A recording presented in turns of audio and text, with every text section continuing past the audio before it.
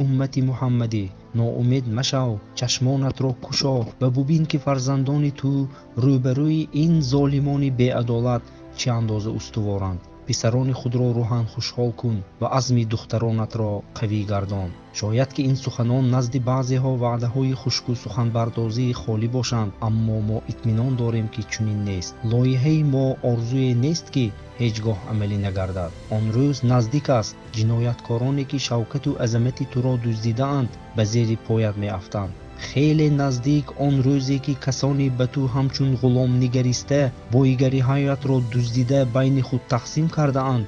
کبر و غرور امروزه اشان را فراموش کرده در حالت خاری و زاری نزد تو می ایستند تا که برای جنایت هایشان جواب بگویند.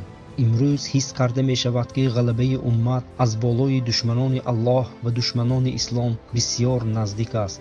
آن روزی که دین دور می نمود، بوی خوشی نصرت به مشام می رسد. از آن که امروز امت بر ضد ظلم و ناعدالتی حاکمان طاغوت سر بالا کرده است. با وجود ریختن خون زیاد و قربانی های بیشمار در این مبارزه حق و باطل، امت استوارانه راه احیای عظمت خلافت راشدین را طی کرده ایستاده است.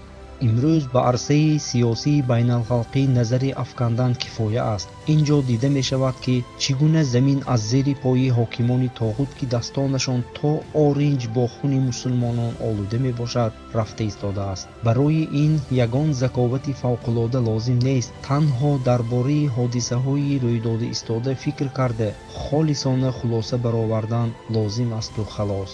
امروز دیده ایستاده‌ایم که چگونه این حاکمان لختک و خواجه های آنها بیقرار هستند. برای نشست جای نمی‌یابند. در کارهایشان پی در پی اشتباه کرده قرارهای بی‌ثمرانه می‌برند تا که امت را از غایه پیش گذاشته‌اش به دیگر سمت روانه سازند.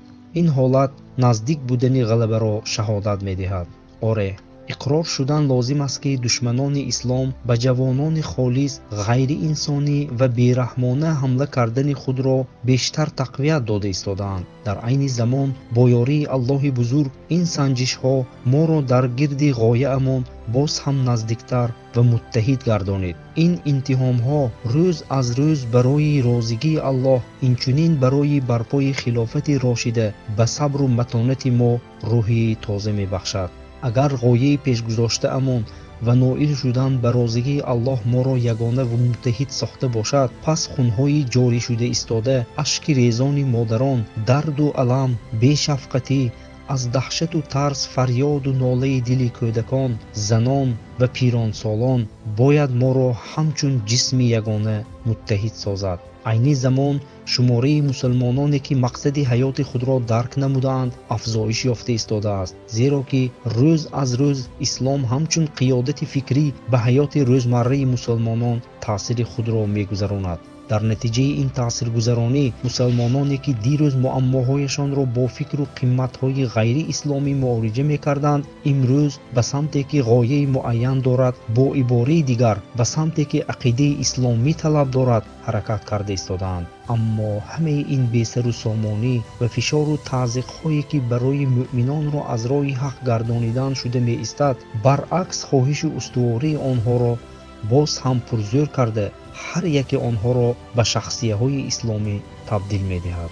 قدم‌های نخستین برای عالی گردانیدن مرتبه مسلمانان بر وقت گذاشته شده بود. امروز امت اسلامی در این راه نه با قدم بلکه با سرعت بلند پیش رفته ایستاده است. اما افسوس که امروز مسلمان نیز هستند که واقع را ادراک نکردند، برای انتخاب حق و باطل و ایمان و کفر راه را معین نکردند. آنها برای درک حالت امروزه و فهمیدن فرق بین دین و امروزی واقع مسلمانان خیلی عقب مانده‌اند. بنابراین آنها مکر و حیله ها و فکرهای درست و بر دروغ را فرق کرده نتوانسته در حالت نامعین می ایستند. از همه تأسف آورش آن است که محض همین گونه شخصان بازیچه دست کافران گشته در این مبارزه برای فشار و نابود کنی برادران همدین خودشان استفاده می شوند. мо мехоҳем ки ба ин бародарон барои ёфтан ва интихоб кардани мавқеи дуруст аз нуқтаи назари ислом ёрӣ расонем. рӯзҳои наздик бо хости худо онҳо низ ин пардаи фиребу дурӯғро дарида ба муъминоне ки барои олигардонидани уммати исломӣ устуворона ҳаракат доранд ҳамроҳ мешаванд.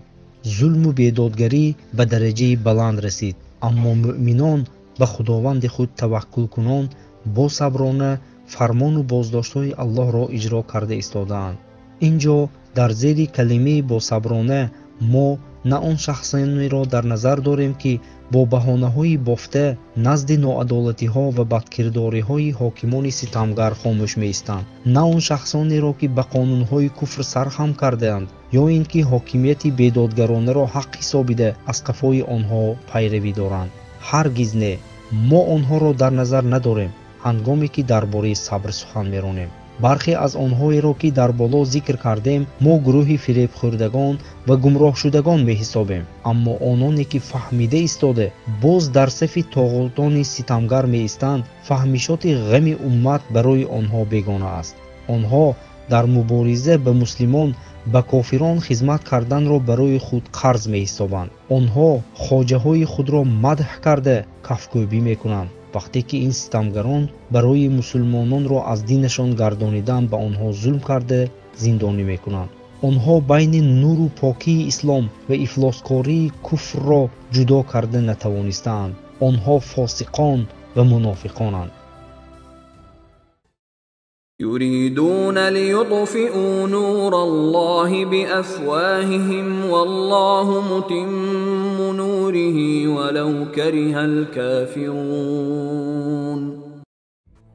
онҳо мехоҳанд нури худоро бо даҳонҳояшон хомӯш кунанд, вале худо комилкунандаи нури хеш аст, агарчи кофиронро нохуш ояд. мо танҳо мехоҳем ки ҳаёти исломӣ аз нав оғоз гардад. ҳамаи кӯшишу ғайрати мо ба сӯи халосгардонии уммат аз вартаи ҷаҳолат ва куфр нигаронида шудааст. чӣ хеле ки мо дар боло қайд кардем, зулм, фишор ва таҳқиркунии ин тоғутон ба қуллаҳои баланд расидааст.